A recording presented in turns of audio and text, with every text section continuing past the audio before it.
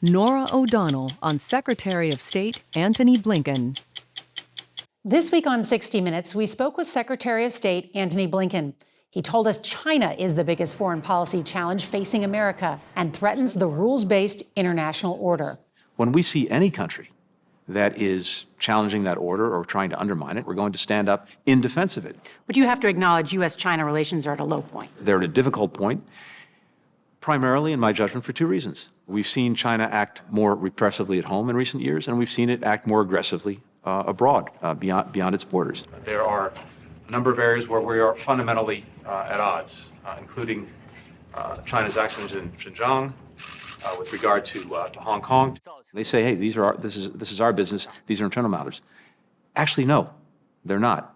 China signed on to the Universal Declaration of Human Rights. It made solemn commitments to human rights. It's violating those commitments. They have a commitment in the UN Charter to uphold international peace and security. They're undermining the very commitments they made to the international order. That's why we say what we say and do what we do. In response to the pro-democracy movement in Hong Kong, the Chinese government passed a national security law that bans what it defines as acts of subversion. Now, that law has been used to arrest pro-democracy activists. And this year, electoral changes were passed that critics say could give China even more political power in Hong Kong's government.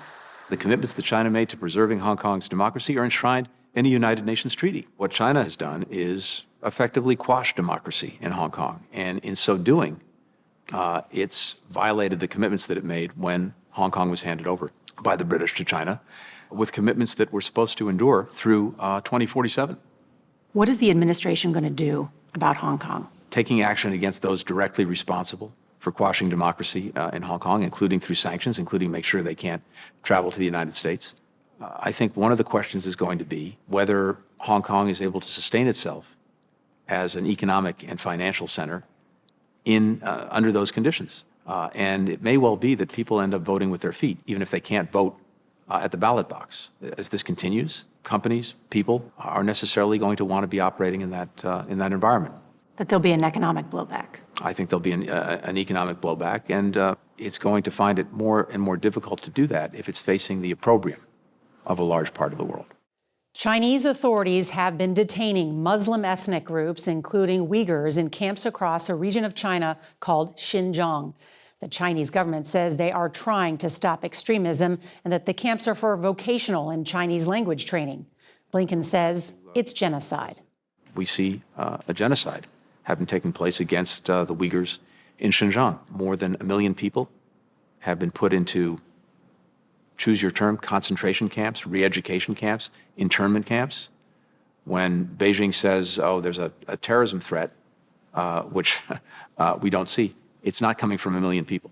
We've seen forced sterilization in an effort to hold down birth rates among the Uyghurs, efforts to indoctrinate them, to deny their culture, to deny their heritage, and various repressive and violent actions directed against them because they're Uyghurs. In our judgment, these values are not simply American values. They are universal, and they're pretty basic. So when we see them being violated, it's been our tendency to stand up and say something about it and to try to do something about it, taking action, including sanctions, making sure to the best of our ability that we're not exporting products to China that could be used to repress people, making sure that we're not importing products that are made with slave labor.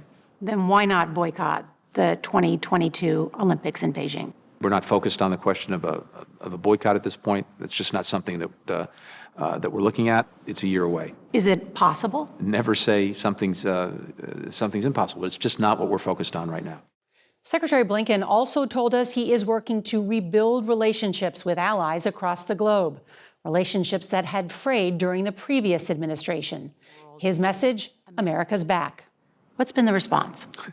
Incredibly positive. I think there's a strong desire to have the United States engaged, to have us leading in, to have us working closely with our partners and allies. When America's on the sidelines, when we're not even in the room, either someone else tries to step up and take our place, and probably not in a way that advances our interests or values, or maybe just as bad, no one does, and then you may have chaos.